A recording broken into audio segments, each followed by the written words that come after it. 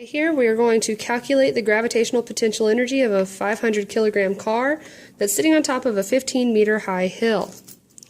So I've got this hill that's 15 meters. There's a little car. Everything's a circle in physics. Y'all should know this by now. All right, and the car is 500 kilograms.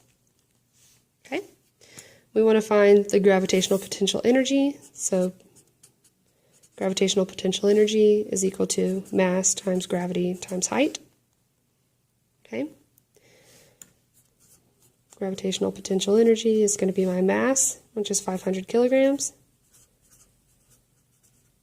times gravity, which is 9.81 meters per second squared. All right. And the height in this example, all right, anytime that it doesn't specify where you want to observe from, the best bet is to observe from the ground, okay, or from the lowest point. Okay, so the car's all the way up here. We're assuming we're going to see the potential energy for it to fall all the way down the hill. Okay, so unless specified differently, like the previous or the sample problem or whatever, x is 0 at the very lowest point you can go. So in this case, the ground. Okay.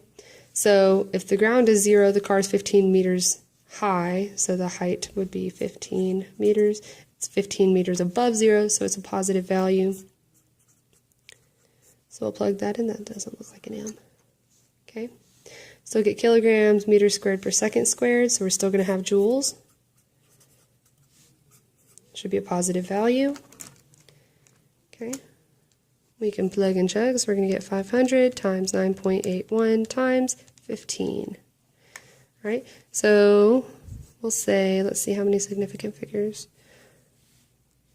So if I'll write this number out and I'll show you how to swap sig figs. 73,575 joules. If we see here, we've got one significant figure here and two significant figures here, so really technically this should round up to 70,000 joules. Okay, I usually am okay with you guys just keeping 2 to 3 digits, so if you said 73,600 joules, that's roughly the same number as these guys. You could say 74,000 joules, that's 2 sig figs, whatever matters.